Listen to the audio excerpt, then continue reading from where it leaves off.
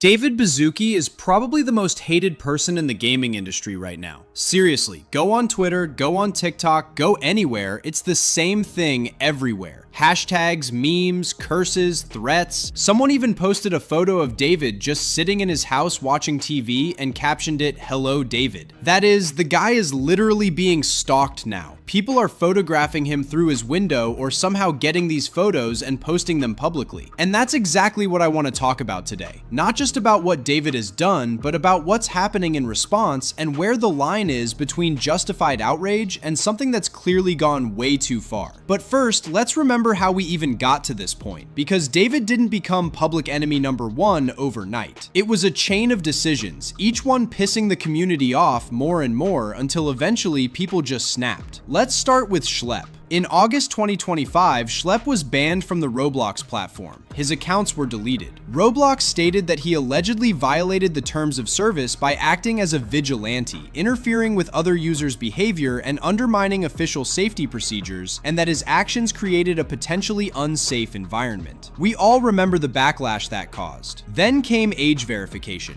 Roblox started requiring players to verify their age by uploading documents, IDs, passports. On paper, the idea is understandable: child safety, age-based content separation. But the execution? People don't want to send their passports and IDs to a gaming company. That's extremely sensitive personal data, and considering how many data breaches companies have had, those concerns are absolutely justified. On top of that, it's just inconvenient for many players. Some don't have documents, some don't want to tie their real identity to a game account. And instead of listening to these concerns, Roblox just forced the decision through. Then there was the whole faces situation. I already made a video about this. David wanted to remove a literal piece of Roblox history for the sake of makeup that nobody asked for. Thankfully, they did listen to the community here, but from that moment on, the hatred toward David Baszucki only grew stronger. And then, on top of all that, a clip from an interview with David Baszucki resurfaced. It appears to be an old interview, but it was recently dug up and spread across all social media. In it, David talks about the issue of pedophiles on the platform and calls it an opportunity. Not a problem, not a threat, not something that urgently needs to be solved, but an opportunity. I don't know the full context of that interview. Maybe he meant something else, maybe he was talking about an opportunity to improve safety systems or something like that. But when you're the CEO of a platform for children and you say the word opportunity next to the word pedophilia, you have to understand how that sounds. And it doesn't matter what you meant. What matters is what people hear. And what people hear sounds disgusting. That clip is everywhere now, being reposted and quoted, and it became yet another blow to David's reputation. When you put all of this together, Schlep, age verification, face removal, that interview clip, you get the image of a person who either completely doesn't understand his audience or simply doesn't care. And the community exploded, like really exploded. Twitter is on fire. If you check hashtags related to Roblox and David Baszucki, you'll see thousands of posts, memes, screenshots, edits, exposés. People are genuinely angry, and I get it. For years, Roblox has been making decisions nobody asked for, removing things everyone loved, adding things nobody needs, and completely ignoring feedback. That's infuriating, and the community's anger is absolutely understandable and justified. But, and this is the part of the video that some people might not like, but I think it needs to be said. What's happening to David personally right now is crossing the line. I'm talking about stalking, threats, that photo of him taken at home. Someone literally went to his house, photographed him through a window, and posted it online with the caption, "Hello, David." Think about that for a second. A person is being photographed inside his own home. It doesn't matter what he's done as a CEO. It doesn't matter how stupid his decisions were. That is stalking. That is illegal. That is disgusting. And that is absolutely not what the community should be doing. And I see some people trying to justify it, saying things like, well, what did he expect? It's his own fault. He pushed people too far. No, stop. Let's not do that. Does he make bad decisions as a company leader? Yes, absolutely. Does he deserve criticism? 100%. Does he deserve to be stalked, threatened, and have his family put at risk? No, absolutely not. He's an adult man. He has a family. He's a real human being. And we live in a society with boundaries that should not be crossed, especially over a game. Yes, Roblox is an important part of many of our lives. We grew up with this game, we have memories and emotions tied to it, but it is still a game, and no game is worth turning into a criminal. There's another huge problem here. When the community resorts to threats and stalking, it doesn't hurt David, it hurts us. Because Roblox can then say, look at these people, they're unhinged, they're threatening and stalking. Why should we listen to such a toxic community? And just like that, all of our valid criticism and legitimate concerns get devalued. We give them an excuse not to take us seriously. Instead of being a voice that can't be ignored, we become a mob they just want to shut out. And that's really frustrating because the Roblox community has power, real power. Think about how many times player pressure has forced companies to change decisions.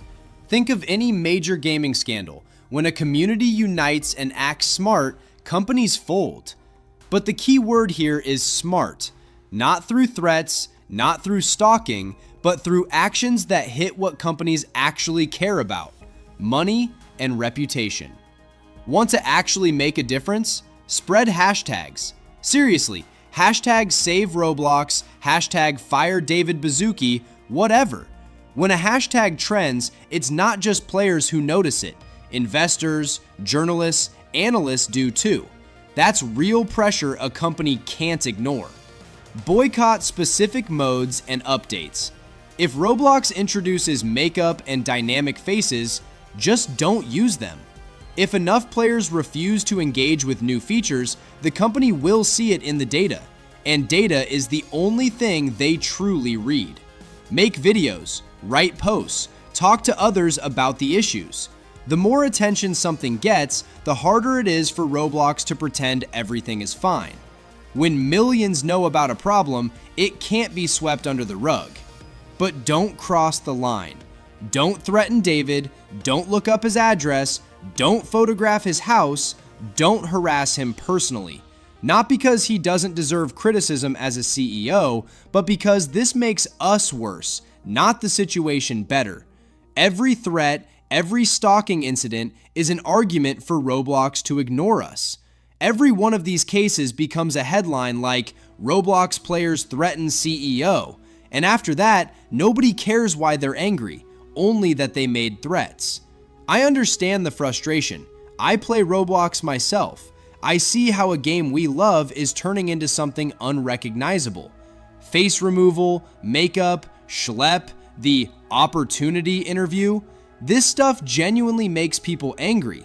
And yes, David Baszucki, as CEO, is directly responsible for this. He makes these decisions. He approves these updates. He voices these positions in interviews. He deserves the criticism he's getting. But criticism and harassment are not the same thing. You can hate someone's decisions without breaking the law. You can demand change while staying sane. I think we're at a turning point right now. The Roblox community is more united than ever. Everyone is unhappy. Everyone wants change. And that's powerful.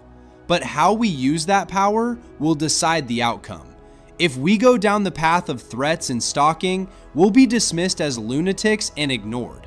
If we choose organized pressure, boycotts, hashtags, videos, we actually have a real chance to change something. David Baszucki absolutely deserves the criticism he's receiving. His decisions are hurting the game. His words in interviews sound terrible. His priorities clearly don't align with what players want. But let's fight this the right way. Let's be the people who can't be ignored, not the people someone wants to call the police on. Because in the end, what matters is the result.